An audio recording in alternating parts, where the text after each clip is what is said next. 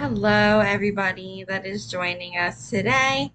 I am Amanda Wardle. I am the Director of Communications for Match Resident, and we are very excited to start this webinar. We have a great panel of guests today who are going to give you their advice and insights on these changes to the ERAS application and how they would approach it if they were applying this cycle. So I'm going to let them take over and start introducing themselves, give a brief bio, and we'll go from there. Jessica, do you want to start? Sure. Hi, everybody. I am Jessica Darusz. I am a current PGY4 neurology resident, chief resident for my program as well. I'm at University of Missouri, Kansas City. And yeah, I'm an SGU alum. I graduated in 2020. Trying to think of what else. What else did you say you wanted us to? It's been a very long day. Well, maybe like I know you're an IMG, I would assume. So where did you go to school? And a little bit maybe about your journey if you want to share. Okay, yeah, sure. So I am a US IMG. I went to school at St. George's University, which is in Grenada, West Indies. So I am a Caribbean medical grad. I graduated in 2020. Prior to that, I completed a master's degree at Case Western. And I got my bachelor's degree from Calvin College, which is in Grand Rapids, Michigan. I majored in biology and German. I am the first doctor in my family, so this whole journey was very foreign to me. I had no clue what I was doing most of the time, but I think that along the way, I was fortunate enough to have good mentorship and reach out and ask questions. And also along the way, like with respect to residency applications, I was able to find, well, Match a Resident, Match Resident's website, their product that they have to offer, because I did not do great on my step one. So I knew it was going to be kind of an uphill battle, and I was going to take every tool possible in order to successfully match. So again, I was able to successfully match into a neurology residency in 2020, and I am in my last year, which is not happy. Yeah, we love to hear that. So that is great news. It is hard. I mean, we hear that a lot. Like step scores get down on people a lot. They don't think that you're going to have that ability to still match, but there is a way, especially if you use the resources available. But thank you for joining us. Also, I want to welcome like the people who just joined us as we were going. Thank you.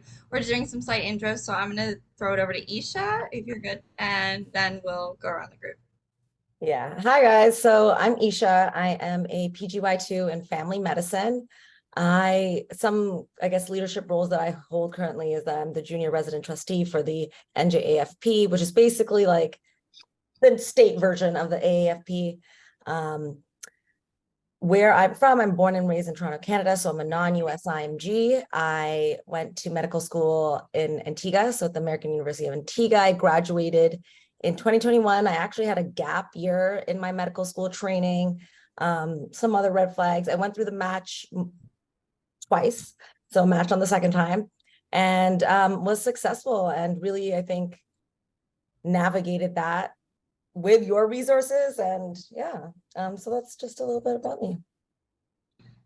I love to hear that. I love that these are all like inspiring stories though too, because a lot of what we get is people who feel like they can't match because they have those certain red flags or things that are holding them back. So here we are showing that's not the case. Um, Mo, would you like to go? Yeah, sure. Hi, everyone. Nice to meet everyone else. My name is Moe Ameri. I was born and raised in Iraq. I moved to the States in '07, so I'm also a US IMG. I went to undergrad in University of Houston, and then I did a master's of biomedical sciences in Scranton, Pennsylvania, and I graduated from med school in 2021 from AUC, American University of the Caribbean. A little bit of my journey. I had so what I had, my journey in medical school was kind of like chopped up. My first day there, we got hit by Hurricane Irma, got relocated to the actually the States first, and then to the UK after. My the rotations, as with everyone, got chopped up by COVID, so I pretty much went to like 7 different states to graduate. So I think I was like 40. There was only 45 out of our original class of like 260 that made it through on time.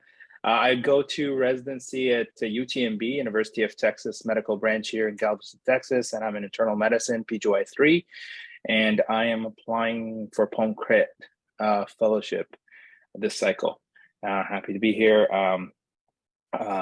What helped during my, I like everyone else, I kind of really wanted to use all my resources. So I kind of knew that it was an uphill battle, but the support from my colleagues and hard work, you can actually make it through. So I think finally, yeah, sorry, things that I do right now, I'm also involved across the states. I sit on the board of directors of the Texas ACP. I'm the president of the House Staff Association here at UTMB.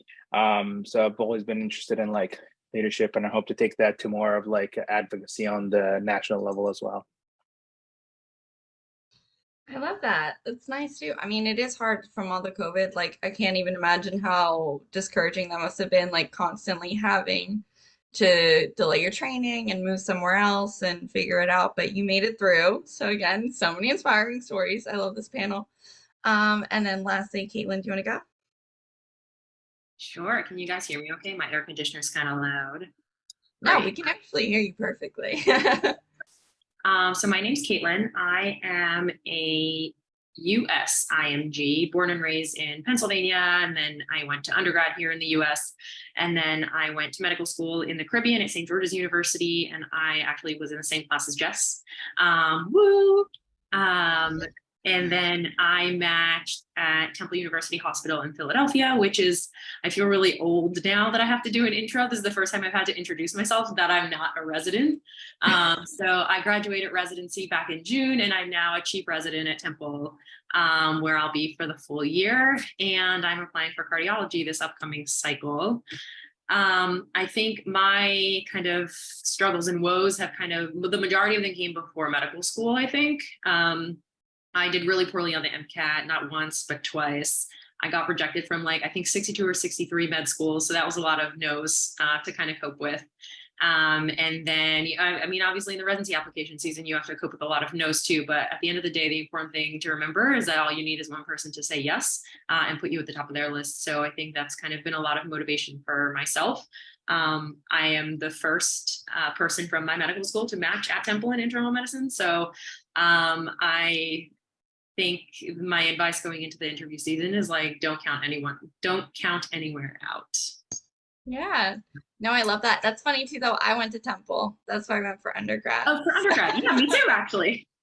Oh, really? Oh my gosh. That's yeah, crazy. I did undergrad at Temple, then I went to I took a gap year, and then I went to SGU, and then now I'm back.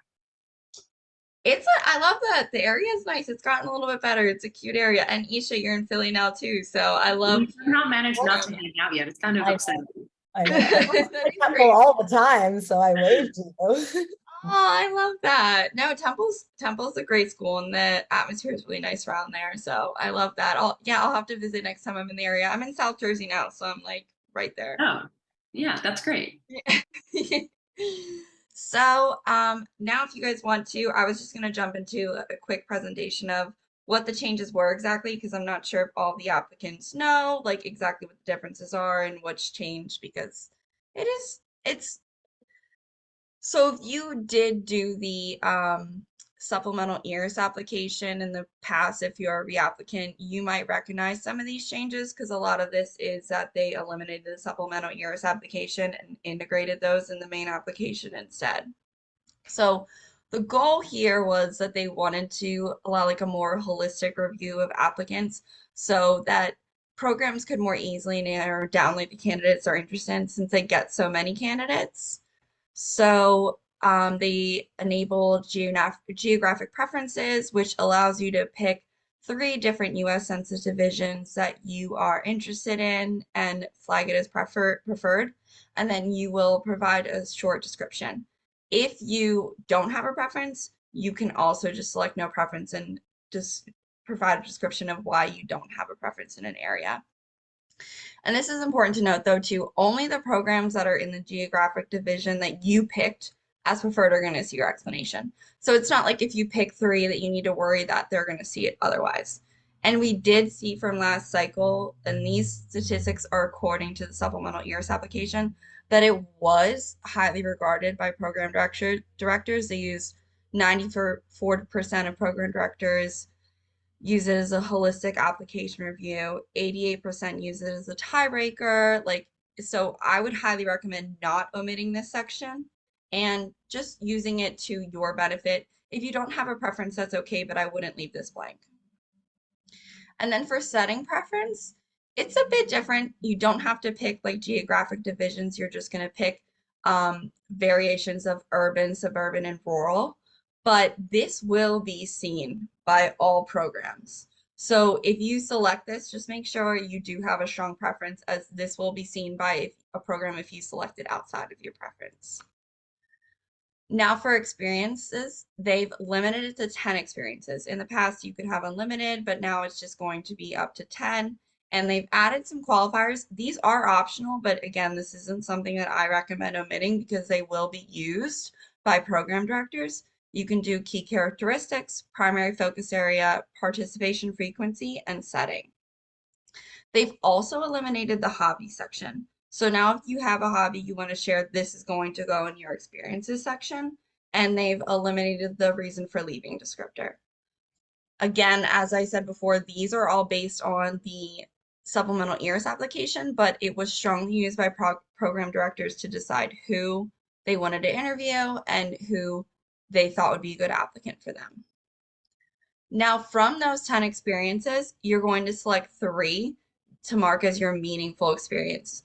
And they mention in the ERAS description that you want to incorporate the key characteristic and the primary focus area that you tagged in the previous section.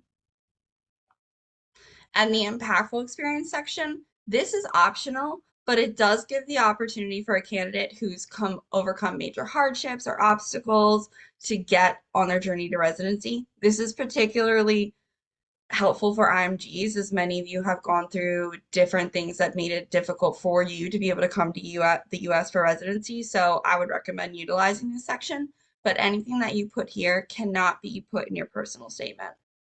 And lastly, they've put in program signaling. So this allows you to let some programs know that you are highly interested in them. And this is going to vary based upon the specialty that you're applying to. So each specialty has a different amount of program signals you can send, and some of them even have like gold or silver program signaling. If you guys have more questions, you can ask us, or you can also check out the ERAS website for precise details on what each specialty is allowing for program signaling. So now that I've run you through that, I just wanted to throw it over to the panel and see what are your first impressions of these changes? What do you guys think of what they're trying to do? I mean, I feel pretty passionate about this, so I don't mind going first. Yeah, I go think for it. that limiting the experience section to 10 experiences is the best thing that they could have ever done for the application. I think the biggest, I don't want to call it a mistake, but one of the biggest kind of like pet peeves I see people when I'm when I'm revising their CVs is they list 653 experiences. Nobody's looking at them. People get like, as someone who revises a lot of CVs, if I do like 3 CVs in a day, I am tired. If one is 65 pages long, I'm like, I'm putting it aside. I have to come back to it like a separate time. So I can't imagine how program directors who are literally like looking at thousands of these in any given interview season, especially for something like IM or FM, which have a lot of applicants. So I think that it really focuses, it forces applicants to focus on 10 experiences that shaped their desire to go into that field or into medicine. It doesn't really matter which of the two, or has just had a huge impact on the person that they've become. It doesn't even have to necessarily be related to medicine. It's experiences that talk about like who you are as a person, who shaped you, what shaped your interest in medicine. And so I think that this is actually really positive because it focuses a lot less on people having a volume of experience and people having more higher quality experiences, which is something I counsel like first and second year med students to do when they're asking me the question, like, oh, what can I do to get ready for like my residency application, improve my chance of matching? Focus on having longitudinal experiences, that you build relationships with your mentors, where you help massive amounts of people over the course of 3-4 years, instead of like volunteering at 650 events every weekend, because one, that's exhausting. And two, you develop a lot better relationships. And I think you get a lot more out of it, which again, I think ERAS is also focused on, which is why they're implementing this whole like personal characteristic. Like, what did you really gain from this? And so I don't know. I think that overall it's going to be a really positive change. Yeah, I completely echo that and completely agree that longitudinal experiences are going to hold a lot more weight, especially if that comes with a reference letter.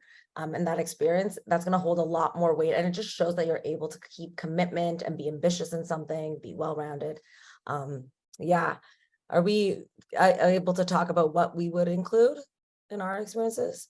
Yeah, for sure. Yeah, so some things that I think would be important to include are experiences that really show your personality traits. For example, I had included a volunteer experience I did in high school. And a lot of people might say that that's, oh, so old, like how does that, relevant? And that experience, I was able to show that I understand the differences in cultural barriers and that people have in medicine and towards obtaining medical care. And I learned that at an early stage. So when you're choosing your experiences, really show like your personality, your work ethic. Are you ambitious? Basically, all these experiences that can show your overall character and what it would be like working with you. I think that any leadership position or team player position that you have should be definitely included as an experience. That's what a lot of people from, I understand from this side of the application process, they want to see in members. Can they work well with them? Are they a good leader? And are they a good team player? And will they do good things for this residency program? So any experience that really shows that you can have that capacity. And I think that now that STEP has become pass fail, if you have a good or significant research experience, I think that that also would hold a little bit of weight. But yeah, those are just some of my opinions. I mean, I, again, just echo what was just said. I think that, and with what like Kaitlyn said too, as far as like CVs, like there are so many things that people put on there. And I often say, if you can't say more than 2 meaningful sentences about whatever you did, don't include it, because you will get asked about it. And if you can't speak intelligently about like your experience, like, then just don't put it on there, because it's just dead weight, right? And like, this is not their first time reviewing things. Like they can see through like the bajillion different like one-time volunteer like opportunities and stuff. And I agree as far as like investing in like some type of volunteer experience, but also I think this kind of takes the stress off of trying to fit all of this into your personal statement, because it's like, I mean, inevitably we've all been through so much, had to overcome like our own unique challenges. And I remember struggling with like my personal statement, like trying to fit it all into like, hey, this is super meaningful, let me talk about this one experience, but also this is why I'd be a great hire. Like it's just too much without just overstuffing it, essentially. I think all of these changes have been great. And as Kaitlyn mentioned in the chat, we did interview in person. So I think to see like that kind of evolution of the application too is a huge, just I think improvement overall, because I think it attempts to level the playing field.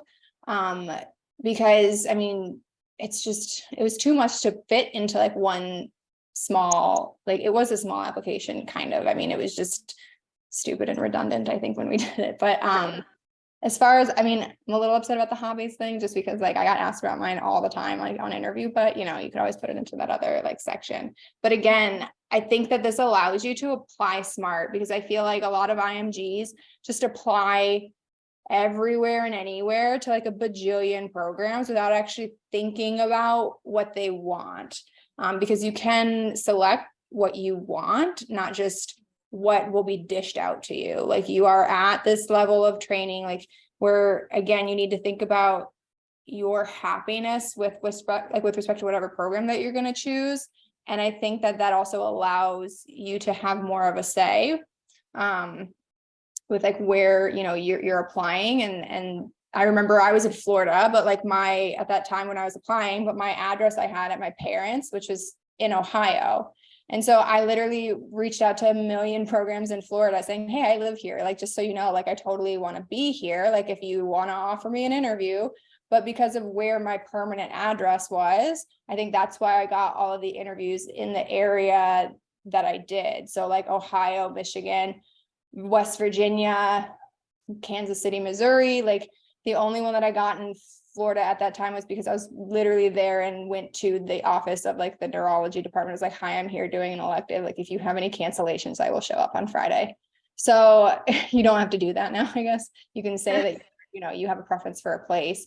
I just think overall, again, I think it's a good attempt to like level the playing field kind of, but also forces you to actually pick meaningful things. I mean, that's the whole point, right? And like, not just jamming it into like a personal statement. So I'm here for it. I think it's great. I do agree.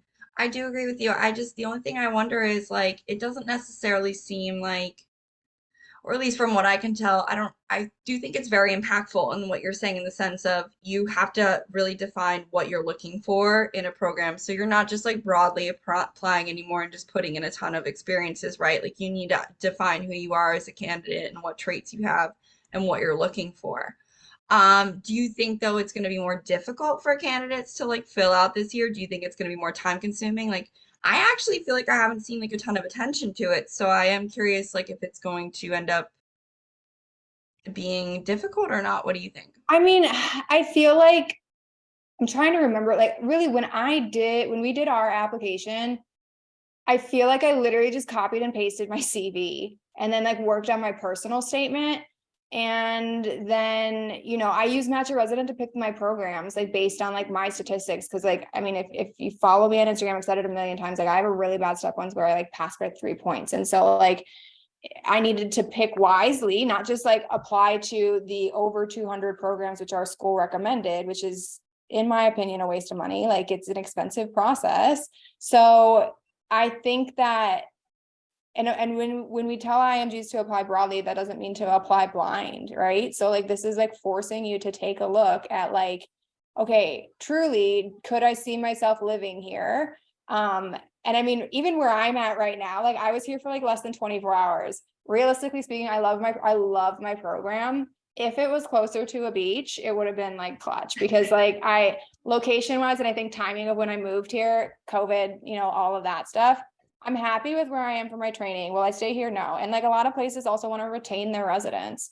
So if it's a place that you could see yourself being, then I think that's important to relay that information. And if they can do that in their filtration process of who they want to interview, it's kind of like, all right, that way we don't waste our time and you don't waste yours, instead of just, again, blindly taking a bunch of interviews, even if you don't want to. Because I think like when it came to actually going virtual, and like, I guess would have been like, Esha, like your year, right? That was the first virtual year. Like, people were just like hoarding, from my understanding, interviews with no intentions of really going there, but just like, I think out of fear, really, which is like the whole process of residency applications anyways, is like fear-based. And then cancel last minute, and that didn't leave those options or those seats available for other people who probably actually wanted to be there. So yeah, exactly. I think it forces you to be intentional.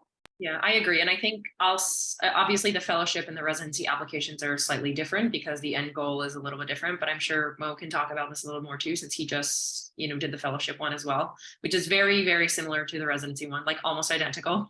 I think I actually found it a little easier to fill out because I wasn't worried about like, is this experience too old to put on my CV? Like, if it's too old, it's too old, and there's only 10 spots, so you pick the newer stuff. Like, I think it was actually a little bit easier. And like, just because you only have 10 experiences doesn't mean you like you can make it more. And I'll explain what I mean by that. Like, for my own example, like I put chief resident as an experience. As part of my role of chief resident, and traditionally in the past, people would list individually their roles and responsibility of chief resident. So ambulatory didactics lead, ambulatory logistics lead, inpatient logistics lead, rapid response committee, scheduling chief, outpatient chief, QI chief, all of those things. People would list every single one of those individually. Member of the ambulatory council, member of the graduate medical executives committee. we interview applicants for residency. So people put that on there because that's a skill in and of itself too. And now that I can't list them individually, I still put them all in the descriptions box, and I put it in a more meaningful way where it's like, okay, I was able to interview 40 applicants over the course of the year. I was able to do 8 weeks of inpatient service. I was able to precept 40 sessions in clinic. And you can still, I think you can still play it in your favor. Just because you have 10 boxes doesn't mean you only have 10 experiences. I like another one that I put, like, I guess this one's more like residency related, but like I was a member of a club at SGU. So not only did I participate in a bunch of the like club stuff, but I had 2 different like e-board positions. So I put on the old application, I would have listed them all individually, but on this one, I just listed them all as the club and then the different roles that I had and like what I got out of each of them and what I did for each of them. And so they're still there. They just are in it. It looks different, I think. So I don't think it'll be that harmful. Yeah, agree. Yeah. And I think like 10 experiences should be enough to show all of the characteristic traits that are worthy of like you being a resident or you being somebody that works well with somebody. Like Kaitlyn said, she listed like 10 different skill sets that she did in one job setting. So like 10 experiences should be more than enough to show who you are as a person. I guess I can add to that too. I think the biggest part, just in general, and this was an advice that I kind of gave everyone and advice that was given to me, your experiences should reflect you, right? Like, because if you're as a person, right, you're saying all of these things and then you come on and they're interviewing you and you're nothing like these experiences, all is lost. Like, if you're saying I'm this and this and I'm courageous, I'm doing this, I was involved in this and this, and then you're talking about it, it's not genuine because you wouldn't be able to like talk for a long time about something that you really weren't really invested in. That's number one.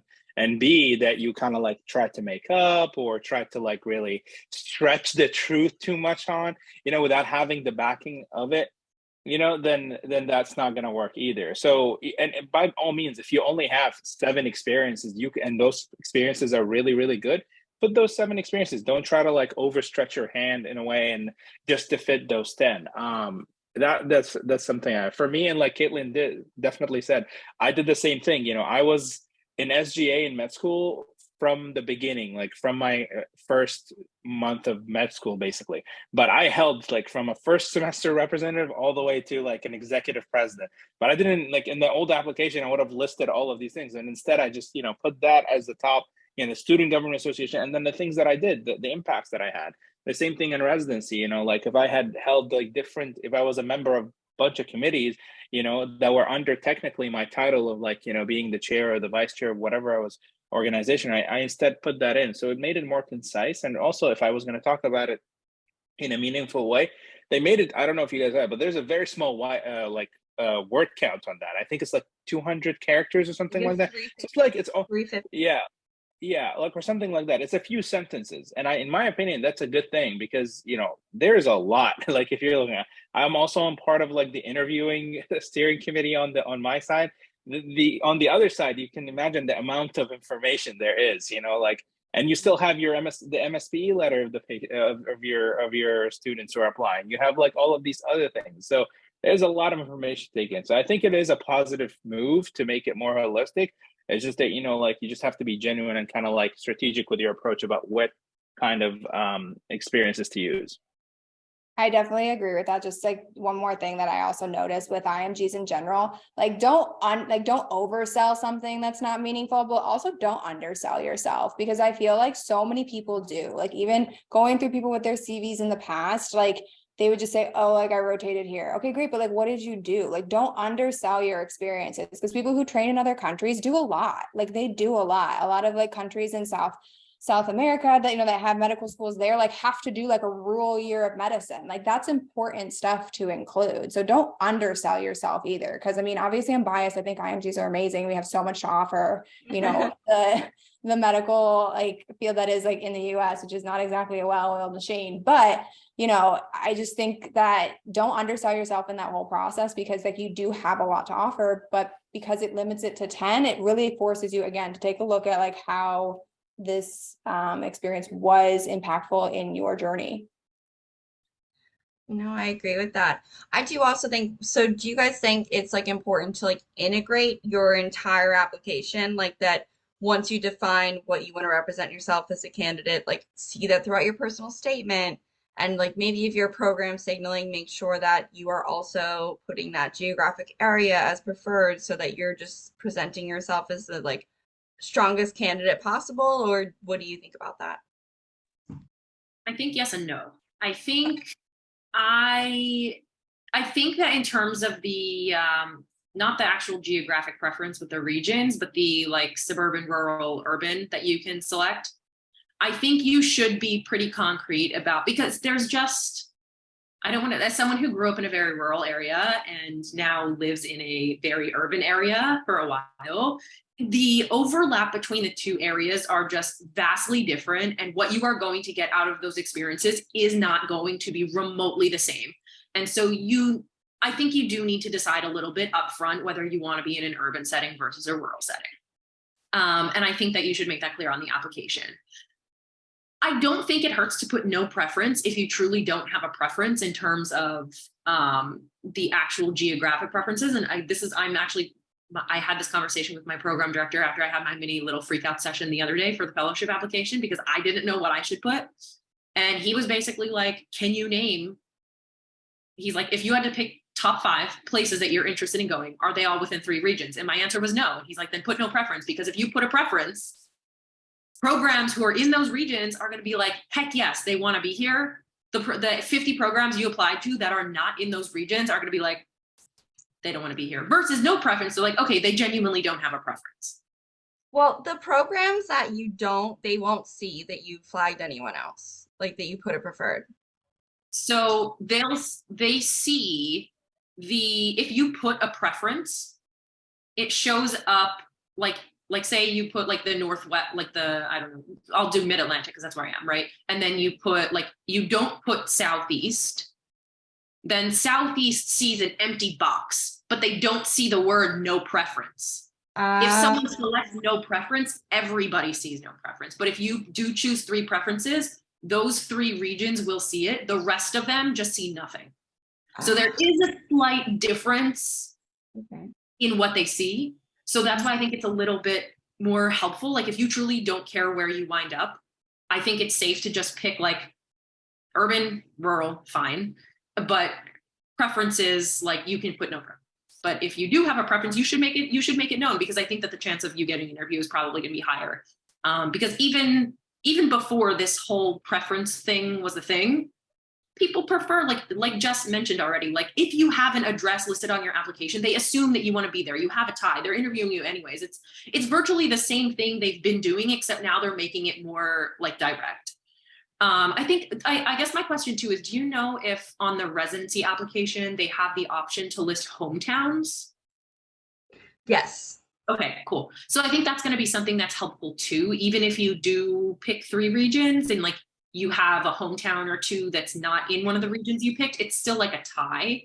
So I think like that's kind of another way of being like, not all my programs kind of fit into these 3 boxes, but I can probably like reach 1 or 2 more places by just putting like hometowns that I've had before. Smart.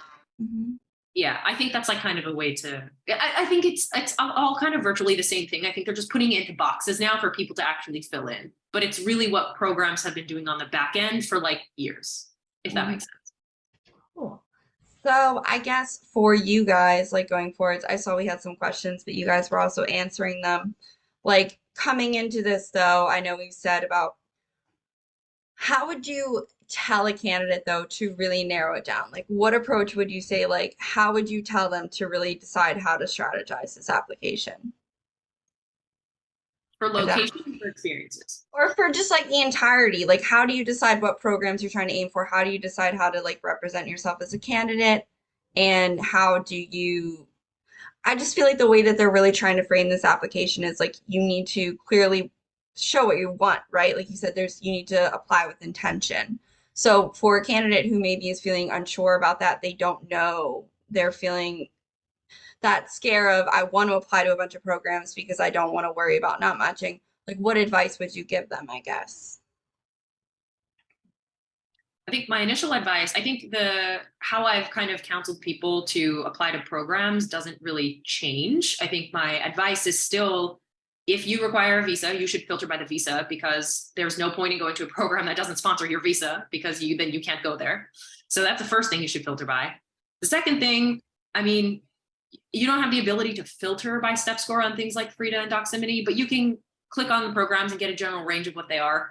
You should pick a lot of programs where your step score falls, right? That's going to virtually improve your chances of getting interviews, both now and then. Programs still look at step 2.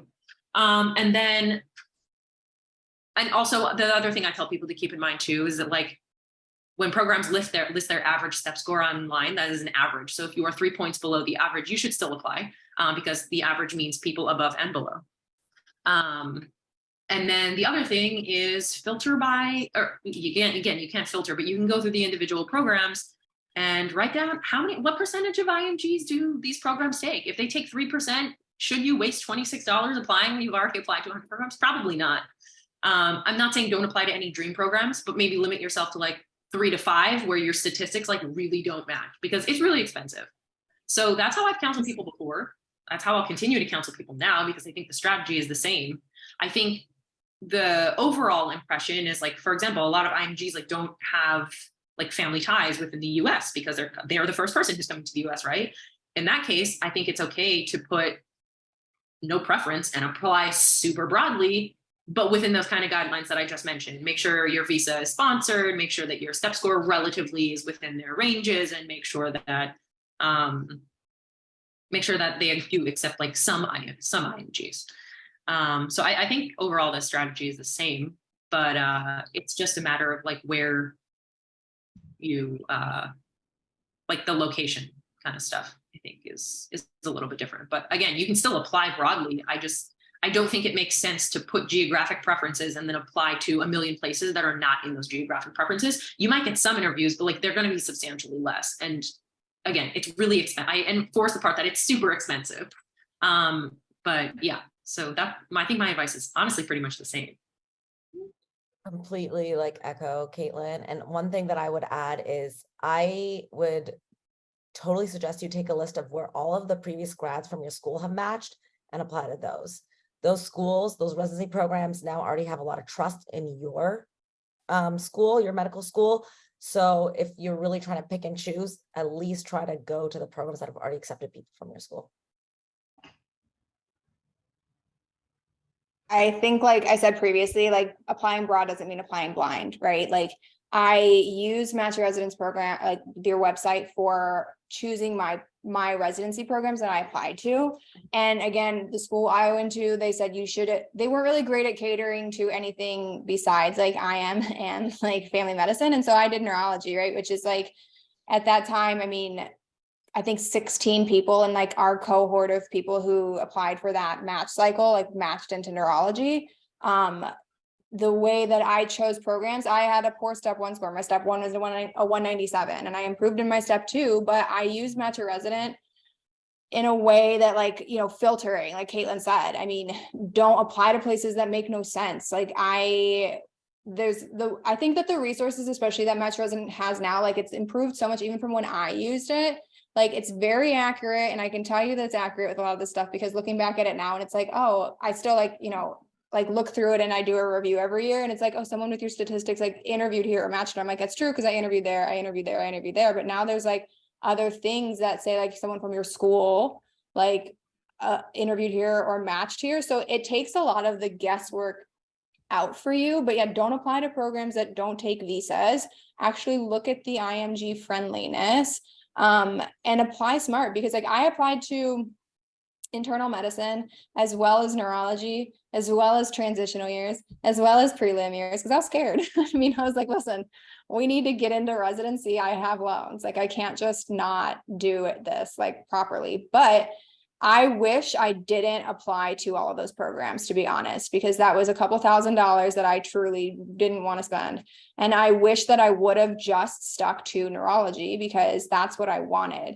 Truly, if I would have matched into an internal medicine program, I would not have been happy. And it's like, at that, I mean, I'm just saying, it is what it is. Like, I know myself, especially here, I was like, listen, I can't. Like my PGY 2 year, I physically felt lighter, like going into neurology. And like based on my statistics, my personal statistics, it recommended about 55 or some odd like neurology programs, and I applied to all of those. And I wish I would have just done that, because like I had 9 neurology interviews and then 1 internal medicine interview. I was like, yeah, I don't want to even go like here at all.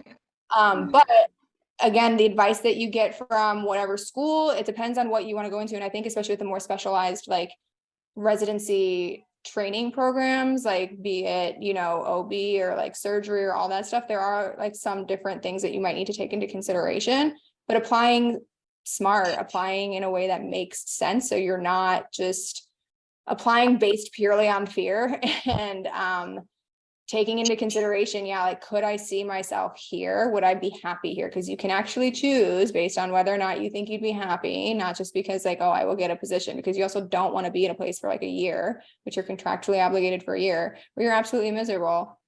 I mean, no one wants that. Like, it's just not a good time for anybody. So there's a way to go about it in a smart way, but you don't need to do it blindly. And I mean, I think like Esha said, like finding people who may be matched in those programs or in that area, like if you have the opportunity to reach out to your like your alumni and like your alumni network, then do it. Because truly, at least like with like Caribbean medical schools, the advisors aren't always the best. It's not. Well, that's like we've had some good questions come in too. I noticed that somebody asked us, referring back to no preference versus choosing a geographical preference.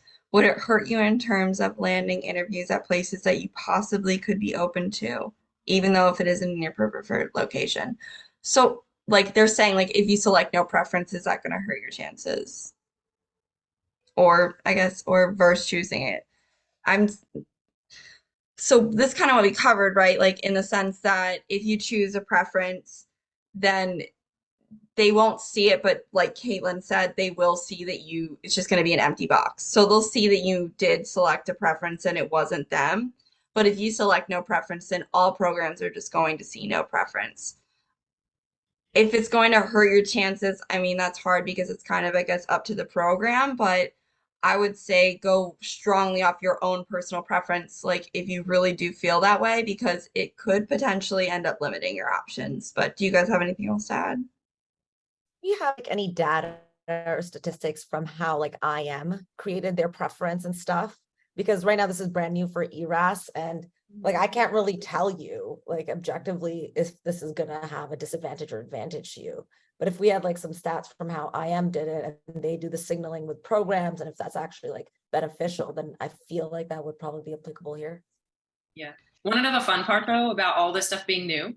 It's not only new to you, it's new to the programs, and they have no idea how they're going to use it yet. So it's a learning game for everybody. Mm-hmm. I mean, I sat on some of the meetings that, spoke about signaling and in general, like looking back, like at least, on programs, most programs like to have a percentage of signaling, I think like above 50%, just to see like that the interest matches with respect to them, right?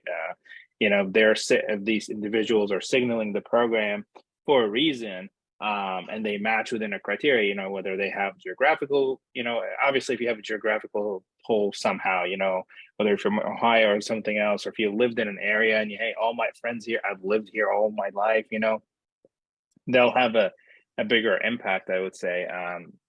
I actually found that where you put that address matters, where your home address is. I had many colleagues who are similar, who wanted a specific area, but their home address, they put whether it was like Canada or something like that. And even though they were living in the States, they were actually living in the States.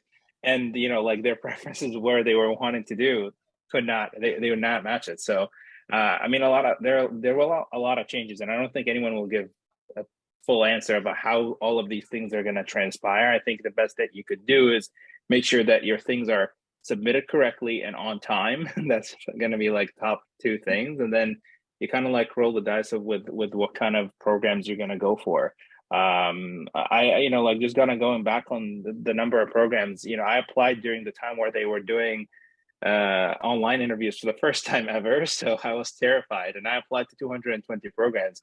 For sure, definitely more than I ever wanted, but it was like my personal preference. I was like, if I'm gonna have one shot at this, I want to like hit it with my best shot, so to speak.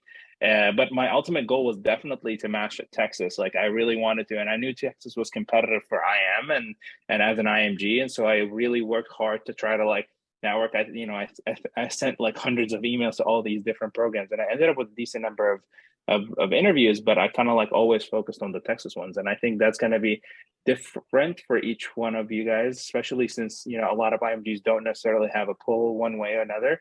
But I had a pull, and I wanted to stay in this region in Texas specifically. But I also hated the cold weather. So for me, anything I drew a line across the United States, I was like, all right, maybe I'll be happy in like Texas and Florida. I can't deal with this stuff because I already experienced it in undergrad and grad school, and then sometimes during my rotation, I was like, no, I can't do this.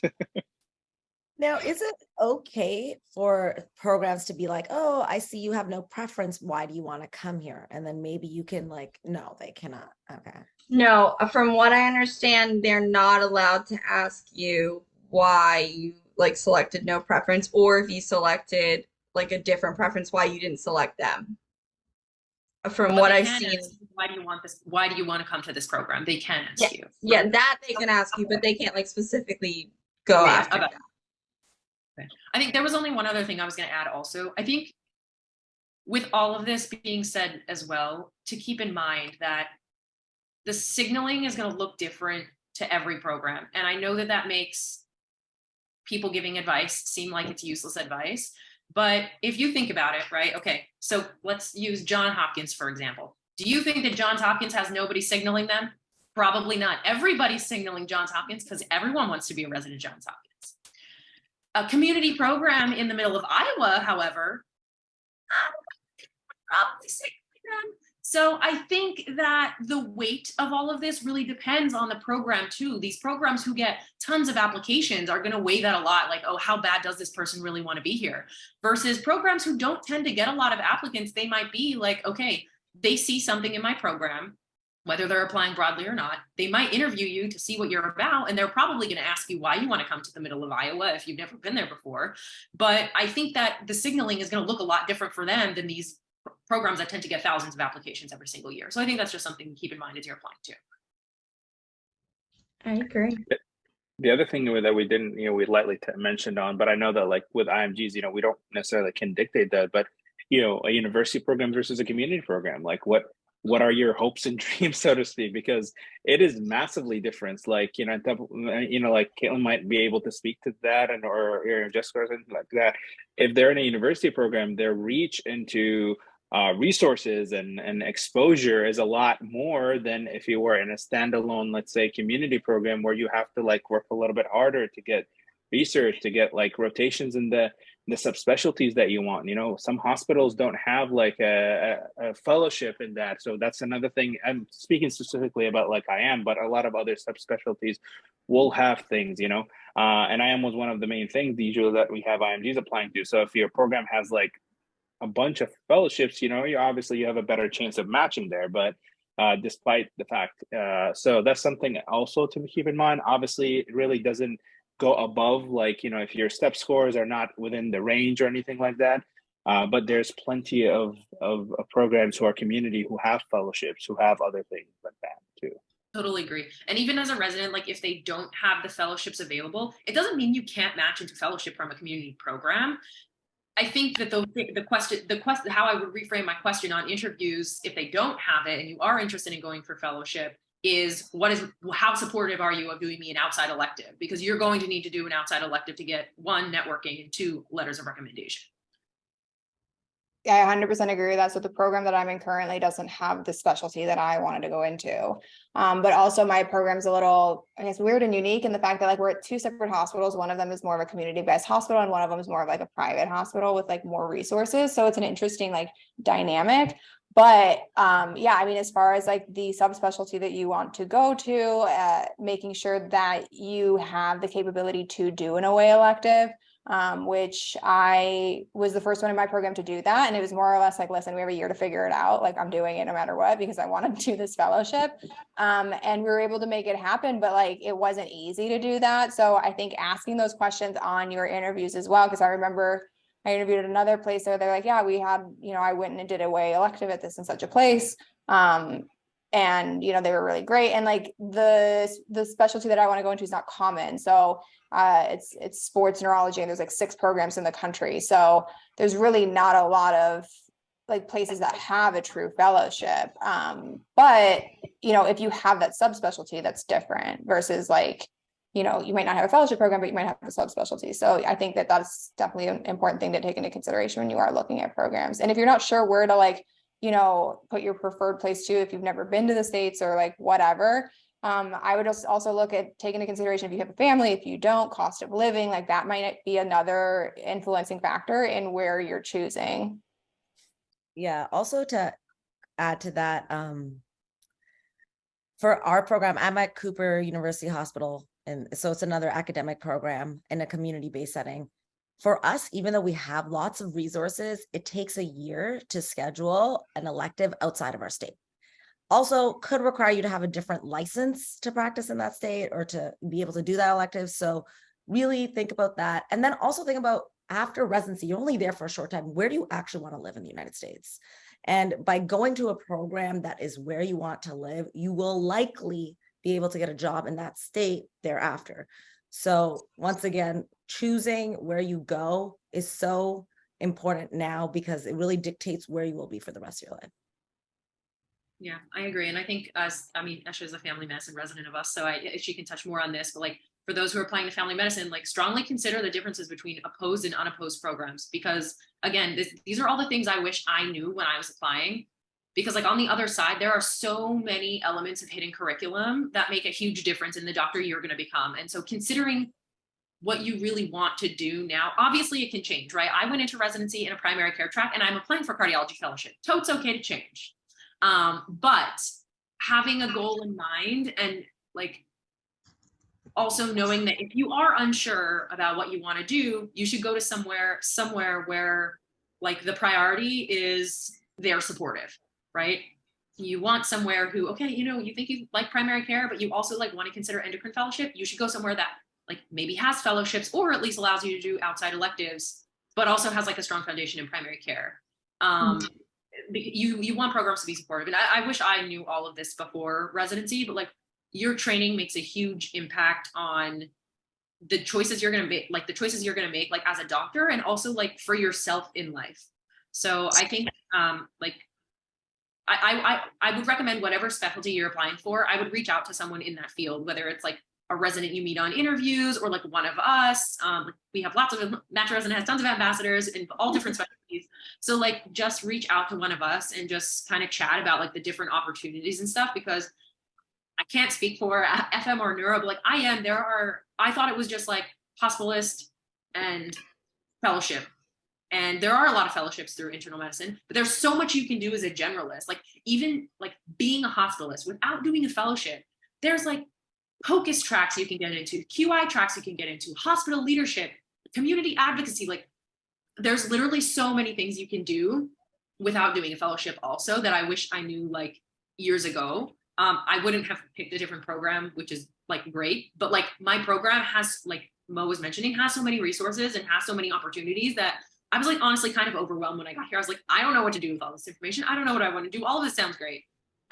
So just reach out to talk to someone before you actually apply and be like, hey, I'm like really trying to figure out like what I want to do. Obviously I can change my mind, but like, what are the options that are like, what do your friends do? What are your co-residents going into? Just like ask and like make general conversation, because oftentimes I find that people had no idea things existed. Like I was planning to apply for family medicine until like 9 or 10 weeks before the match, when I found out you can do primary care through internal medicine. I had no idea.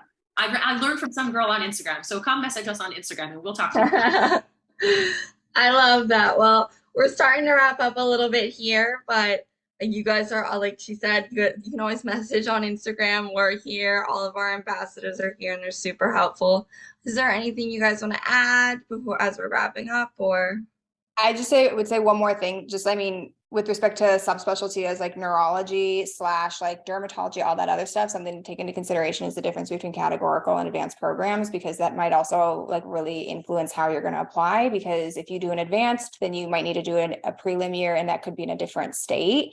And I don't know how that would work as far as like signaling stuff. Like, I feel like that's a whole other ballgame that I don't even know how that would work. Like, as far as like signaling, like if you could signal for the prelim year in like the area of where your advanced years are, could be more beneficial, because I have people who like, you know, who were like did their internal like medicine year here, and then they had like moved to Georgia or Chicago like at the end of their intern year. So I think that's just another thing to keep in consideration.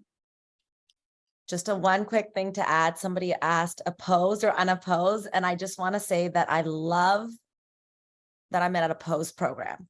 I personally wanted an opposed program because I wanted to be able to go into other specialties and learn from specially specific, like some intelligent people in that specialty. So I'm able, like in my program, to rotate in derm and like learn from dermatologists, rotate to IM and learn from hospitalists, endocrinologists, whatever. So that's just my personal preference. Yeah, sorry about that. No, I love that you answered that. We did have a lot of other questions come in. No, you guys were great panelists, and if you guys do, you can add more. Like, I don't want you to feel like you need to rush. If you guys have any other points you want to make, feel free. Get a membership to Match a Resident. Like, it will save in the long run. I swear. Like, honestly, it was such a game changer for me, because statistically speaking, I shouldn't be where I am right now. No, you should be though, because like Well, all of the information and advice I got was, listen, you're not going to make it there. Like, and so because I was able to use the resource available to me with Match a Resident, I mean, with people who like crushed step and like, you know, statistically speaking, should have like matched, like I, you know, was able to match by applying smart. And I think it's a great resource to have. I love that. I love that. And for anyone that's struggling with their ERAS application, we also do have our service residency experts. So we can help you out with editing that or understanding how to approach these changes and apply smart and represent yourself in the parts of you that really matter for your application. But this has been an amazing panel, and I'm so grateful for you guys and like joining me and sharing your opinions so openly. It's been so fun and getting to know everybody, and hopefully we'll get to see each other in the future. I know that some of us are in this area. You're welcome to meet us at the event in New York at the IMG event, August 19th. Please come with us. So thank you guys, and thank you to everyone who joined us at our webinar. If you have any more questions, you can feel free to hit us up on Instagram. You can also contact any of our panelists. We will be posting this on Instagram, and we will be putting all of their handles on there as well. So Thanks, guys. Thanks. Thanks, guys. It was good to see your faces. Good. Like, We'll see you in good person. luck to everyone this year. Yeah. bye. Bye.